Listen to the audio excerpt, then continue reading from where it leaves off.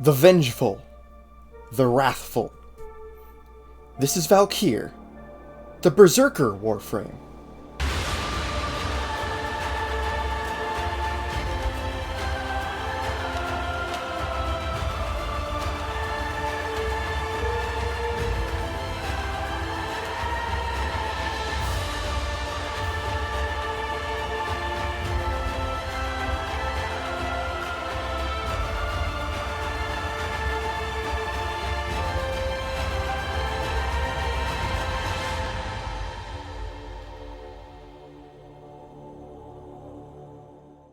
Valkyr is essentially the Wolverine of Warframe.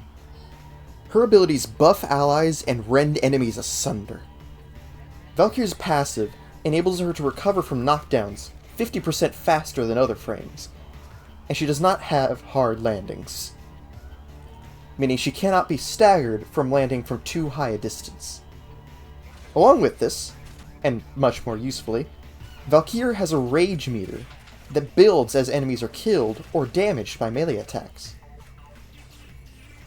This rage meter gifts Valkyr with increased melee damage.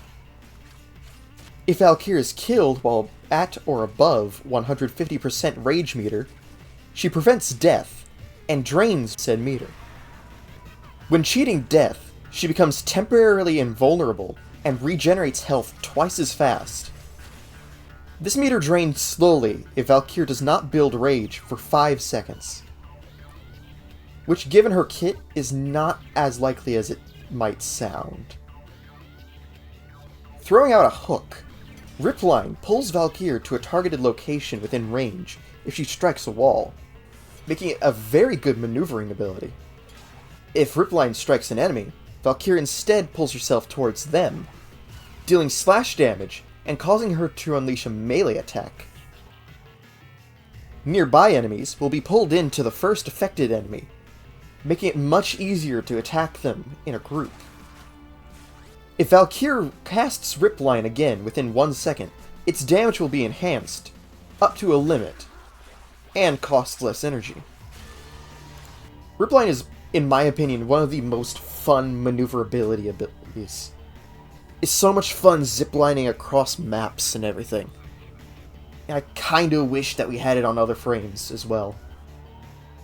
Letting out a rage-filled cry, Warcry buffs nearby allies and Valkyr. Valkyr and allies in the area have their attack speed increased and gain increased armor. Warcry is a very simple buff, but very nice to have. Paralysis slows enemies around Valkyr and deals impact damage to them, as well as momentarily making enemies vulnerable to finisher attacks. Along with this, Paralysis increases an affected enemy's melee damage vulnerability, allowing Valkyr to take further advantage of the situation by dealing increased melee damage. I know I'm moving very fast through her abilities, but since she's one of the oldest frames, even after her rework, she's a very simple one to understand, and I don't really know what else to say about some of them. Unleashing the full extent of her rage, Valkyr's Hysteria summons her exalted weapon, Valkyr Talons. As with any other exalted weapon, Valkyr's Talons are fully moddable. While in Hysteria, Valkyr steals health from nearby enemies, while also becoming immune to status effects. Channeling Warcry while using her Talons will give her an additional 3 times armor bonus. Hysteria drains energy over time, and lasts until it's decasted, or Valkyr runs out of energy.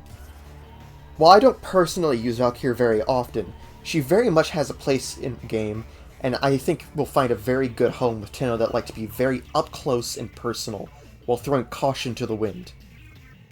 At rank 30, Valkyr has 750 HP, 185 shields, 855 armor, and 150 energy, making her extremely tanky.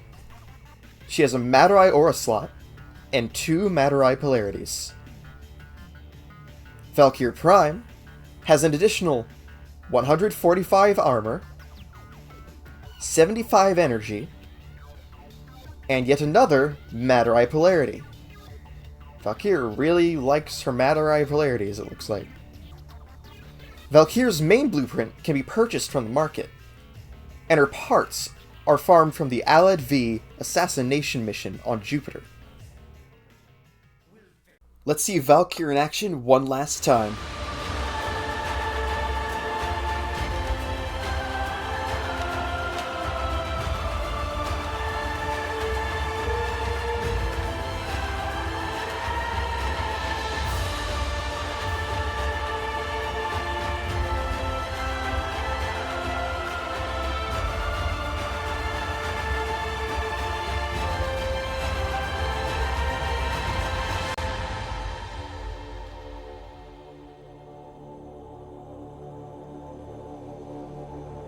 Unleash your fury, Tenno.